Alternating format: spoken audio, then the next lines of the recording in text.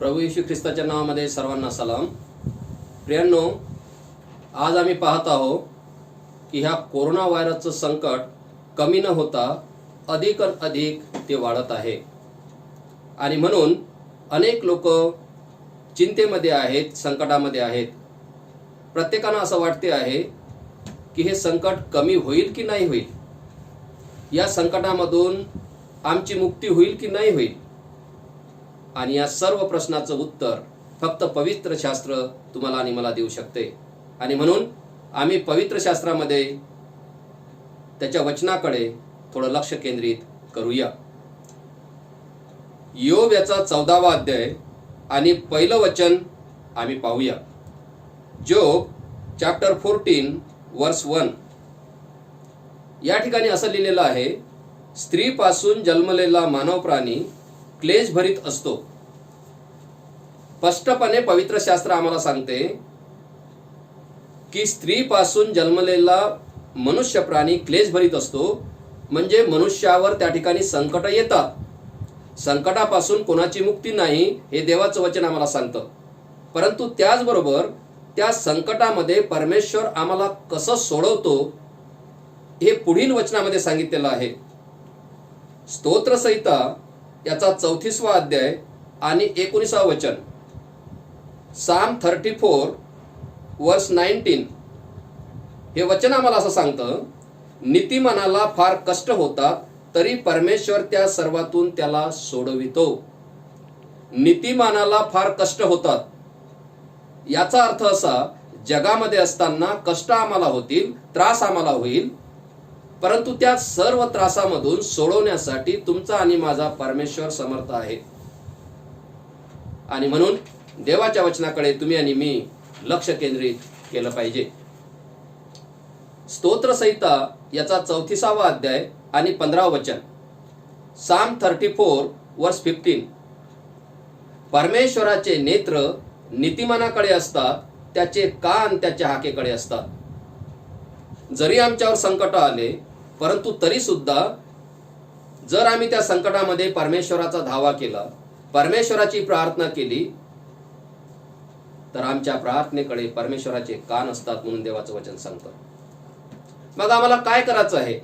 या संकटापासून मुक्त होण्यासाठी तुम्हाला आणि मला काय करायचं आहे? तर तुम्हाला आणि मला प्रार्थनेच्या द्वारे परमेश्वराच्या जवळ यायचं आहे. एक उदाहरण पाहूया दाविदाचं, जे स्तोत्रसंहिता याच्या 18व्या अध्यायामध्ये सांगितलेलं आहे.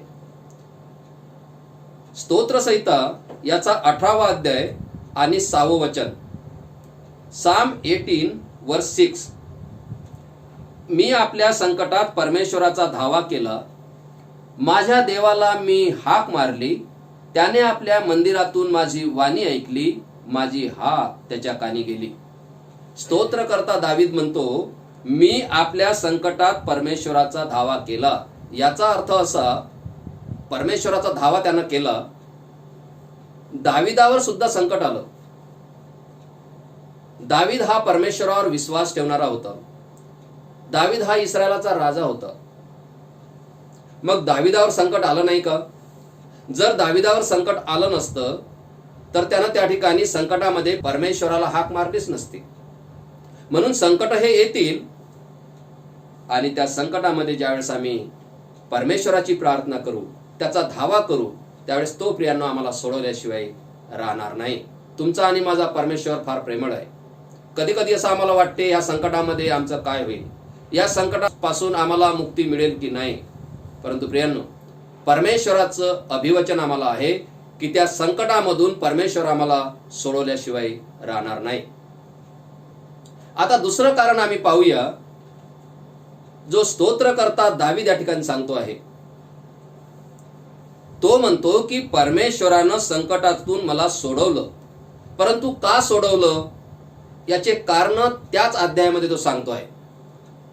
स्तोत्रसंहिता याचा 18वा अध्याय आणि 19वा वचन. साम चॅप्टर 18 वर्स 19.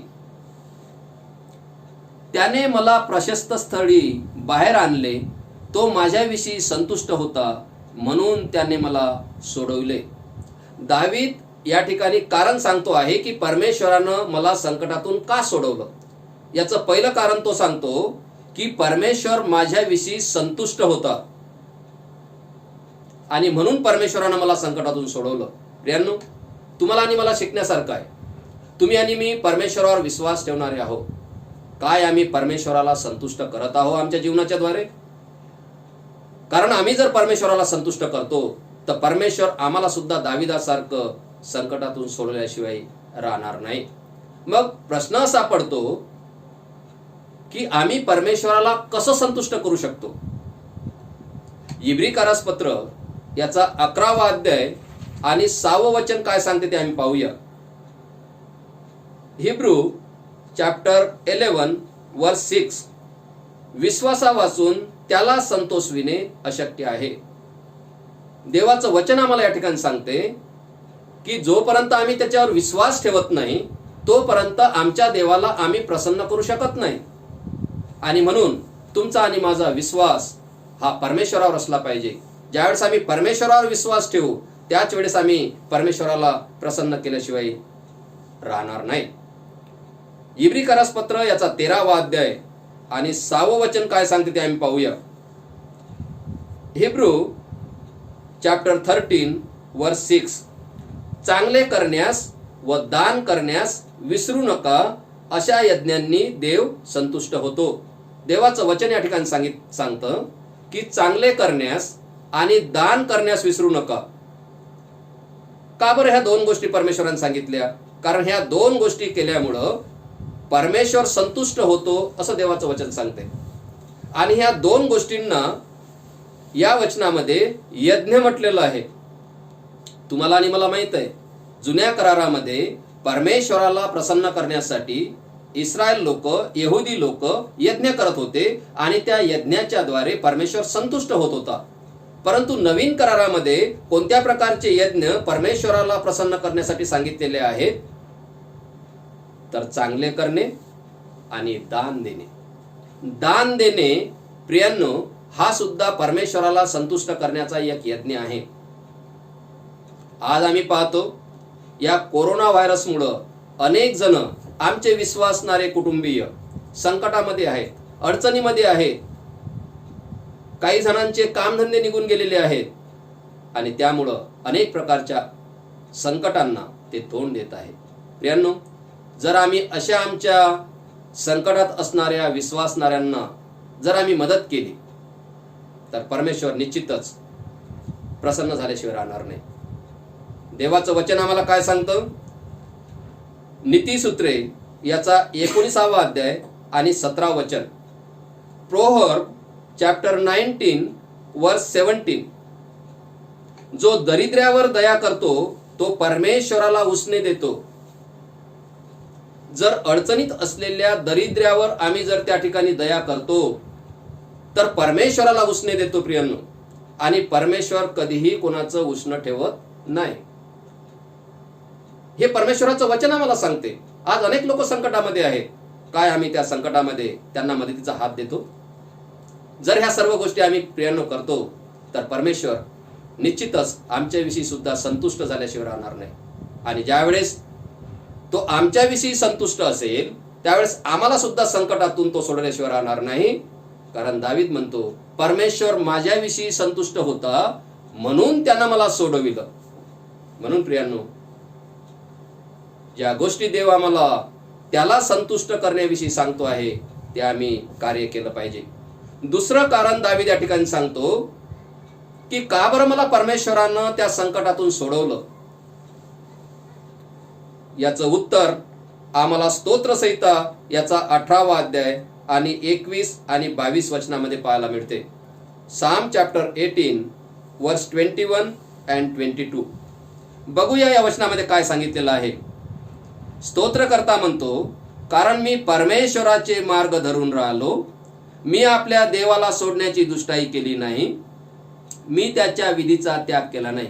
दावीद 3 कारण या ठिकाणी सांगतो की का परमेश्वरानं माझी प्रार्थना ऐकली, का परमेश्वरानं मला संकटातून सोडवलं. तर तो या ठिकाणी म्हणतो, मी परमेश्वराचे मार्ग धरून राहिलो, मी आपल्या देवाला सोडण्याची दुष्टाई केली नाही आणि मी त्याच्या विधीचा त्याग केला नाही. प्रियांनो, काय ह्या सर्व गोष्टी आम्ही करत आहोत?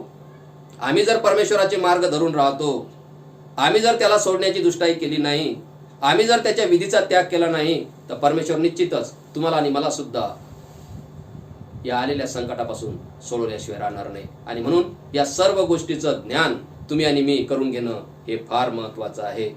नवीन करारामध्ये ज्यावेळेस आम्ही पाहतो त्यावेळेस सुद्धा या ठिकाणी तसंच सांगितलेलं आहे. योहान शुभवर्तमान याचा 15वा अध्याय आणि 5वं वचन, जॉन चॅप्टर 15 वर्स 5, या ठिकाणी असं म्हटलेलं आहे, माझ्यापासून वेगळे झाल्यास तुम्हाला काही करता येत नाही. प्रियांनो, परमेश्वरापासून वेगळं होऊन आम्ही स्वतःहून जर काही करायचा प्रयत्न करतो, स्वतःहून त्या संकटामधून निघण्याचा जर प्रयत्न करतो, तर आम्हाला काहीही करता येत नाही. म्हणून तुम्ही आणि मी परमेश्वरामध्ये राहिलं पाहिजे, परमेश्वरावर विश्वास ठेवला पाहिजे.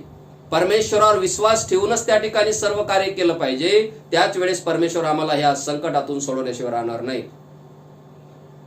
योहान शुभवर्तमान याचा 15वा अध्याय आणि 7वं वचन ज्यावेळेस आम्ही पाहतो, जॉन चॅप्टर 15 वर्स 7, या ठिकाणी असं म्हटलेलं आहे, तुम्ही माझ्यामध्ये राहिला व माझी वचने तुम्हामध्ये राहिली, तर जे काही तुम्हाला पाहिजे असेल ते मागा, म्हणजे ते तुम्हाला प्राप्त होईल. देवाचं वचन स्पष्टपणे या ठिकाणी सांगते की तुम्ही माझ्यामध्ये राहिला आणि माझी वचने तुमच्यामध्ये राहिली तर. या ठिकाणी परमेश्वर जर तरची भाषा करतो आहे. परमेश्वर निश्चितच आम्हाला त्या ठिकाणी आशीर्वादित करू इच्छितो. परमेश्वर निश्चितच तुम्हाला आणि मला संकटातून सोडू इच्छितो. परंतु त्याचबरोबर परमेश्वर आम्हाला सुद्धा काही करण्याचं सांगतो. प्रियांनो, या वचनामध्ये सुद्धा तेच सांगितलेलं आहे की तुम्ही माझ्यामध्ये राहिला आणि माझी वचने तुमच्यामध्ये राहिली. याचा अर्थ असा की जर आम्ही परमेश्वराला प्रसन्न करतो, परमेश्वराच्या विधीचा त्याग करत नाही, तर परमेश्वर आम्हाला आशीर्वादित केल्याशिवाय राहणार नाही. आणि म्हणून तो म्हणतो, तुम्हाला जे काही पाहिजे ते मागा, म्हणजे ते तुम्हाला मिळेल. कधी? जेव्हा तुम्ही परमेश्वरामध्ये राहाल आणि परमेश्वराचे वचने तुमच्यामध्ये राहतील. त्यानु या गोष्टीचं ज्ञान तुम्हाला आणि मला करून घेणं आहे. परमेश्वर आम्हाला संकटामधून सोडवण्यासाठी तयार आहे, परंतु त्याच्या वचनाच्या द्वारे काही तो आम्हाला शिकवू इच्छितो. तुम्ही आणि मी परमेश्वरामध्ये टिकून राहणं हे फार महत्वाचं आहे.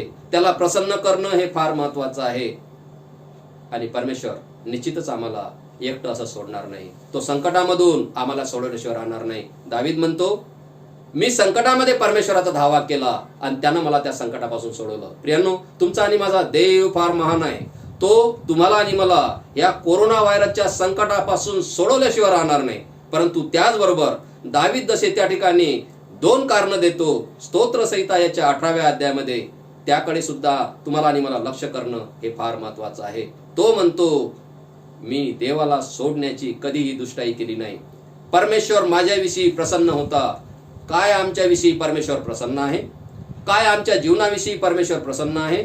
या गोष्टी तुम्हाला आणि मला सुद्धा पाहणं फार महत्वाचं आहे.